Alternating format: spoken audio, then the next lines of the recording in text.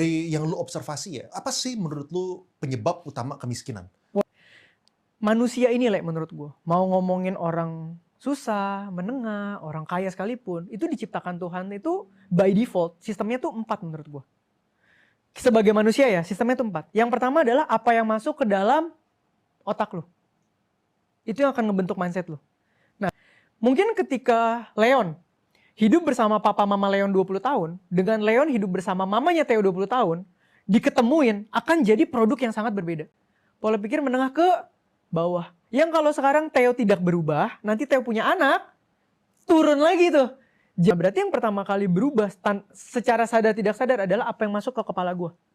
Nah, apa yang masuk dari ke kepala gue itu nggak bohong, mungkin salah satunya privilege karena gue bisa, biarpun setengah mati ya gue patungan sama nyokap bayar kuliah, akhirnya lulus, tapi gue kuliah di tempat orang-orang yang berada. Mungkin obrolan sama mereka, mungkin mata kuliahnya, mungkin kerja lapangannya, mungkin setelah itu ada obrolan sama temen nyokap yang mungkin masih ada bisnisnya. Berarti kalau gue mau break the cycle, yang harus gue rubah adalah pola pikir gue dulu untuk jadi orang kaya. Jadi menurut gue nih ketika kita ngomongin kalau mau kaya, mindsetnya dulu, itu gak bacot. Dulu gue pertama kalinya punya PlayStation, omah gue menabung beliin gue PlayStation 1 ya, zaman dulu ya ada PlayStation 1. Harus digadai supaya uang pendidikannya cukup. Oh, PlayStation-nya digadai? Digadai. Jadi gue juga baru tahu juga dulu ternyata PlayStation bisa digadai gitu.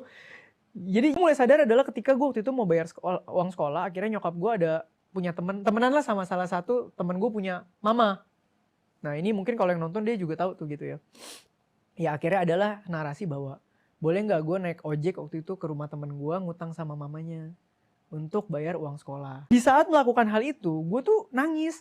Gue kayak apa sih ini, kok gue pergi ke rumah temen gue harus minta uang dari orang lain untuk bayar sekolah gue gitu. Masih ada kalanya kayak kok gue harus nunggu di ruang kepala sekolah untuk ujian ya.